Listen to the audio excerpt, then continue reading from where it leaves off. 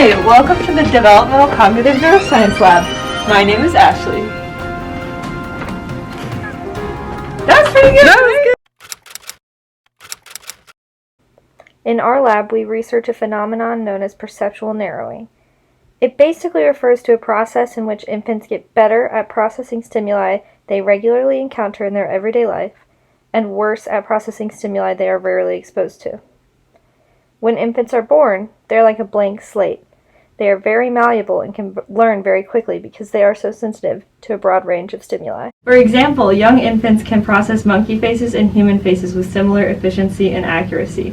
As they get older and are exposed to more and more human faces, they get better and better at processing them. It would be fairly easy for most adults to tell these two men apart, but maybe not these two monkeys.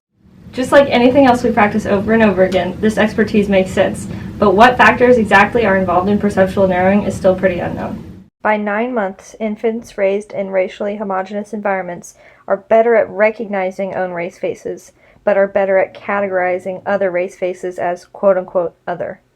These advantages have been shown to be associated with prejudice later in life. Understanding how these processes work will help us in the fight towards a prejudice-free world.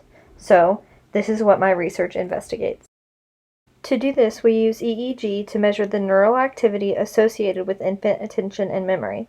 EEGs measure the electrical current on the scalp that corresponds to neural signals produced in the brain.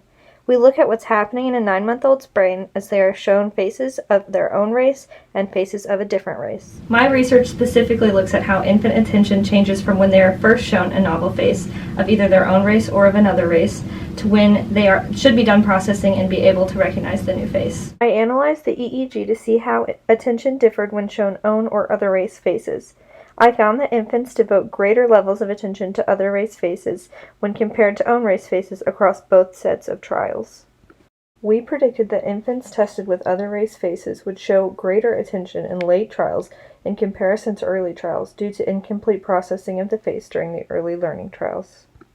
We predicted that infants would show greater attention to own race faces in early learning trials because we assumed they would have fully processed the own race face and would no longer need to focus attention on them in later trials.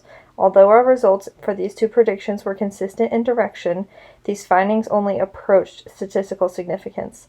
This could have been due to a small sample size. Almost no, equally, no, When do we stop?